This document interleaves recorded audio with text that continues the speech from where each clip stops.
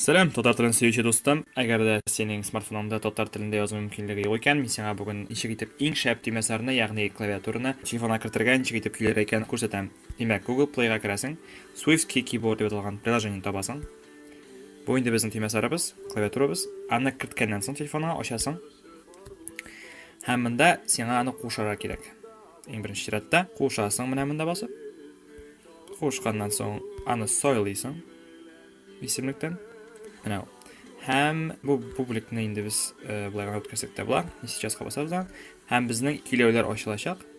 Bizga kerak nagazichni deganda ham bizga Tatar tilini so'ra kerak. Shu ismlikda u bizning shunda ostaroq topa olasiz. Mana u. Tatarcha so'rab oldingiz. Bosdingiz ham ularni yuklashak.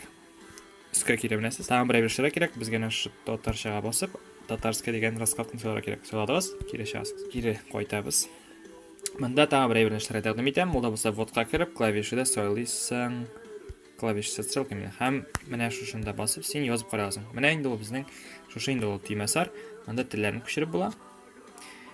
Yana biz bosqanda bu klavishda strelkami degan aybir, u mana shu strelkalarni qo'shayin demak. Masalan, so'zni yozdim, Tatarcha ko'chirib. So'zni yozdim. Ham sen qo'shirib ertalasini shu harflar orasidan. Ham endi tag'in bir narsa, bu temaslarning zurur plussi bo'lib tura, aning sustligi bo'lib, masalan, siz so'zni yoza boshlasan ekan, u senga davomini chiqaradi hamda ustida. Ham sen bosib qo'yasan. Ham shulay barmoqni ekrandan olmishi so'zni yozirga bo'ladi. Bosib yurta boshlash kerak shundoq. Hallar deb masalan, xabar bo'ldi bu. Hallar. Mana buni yozib qo'ying shu. Bek o'ng'ayli temaslar do'stlar, qo'llanig'iz. Qaraganingiz uchun rahmat. Like qo'y, so'rag'ing qolsa kommentariylar bo'lagida yozib qoldir.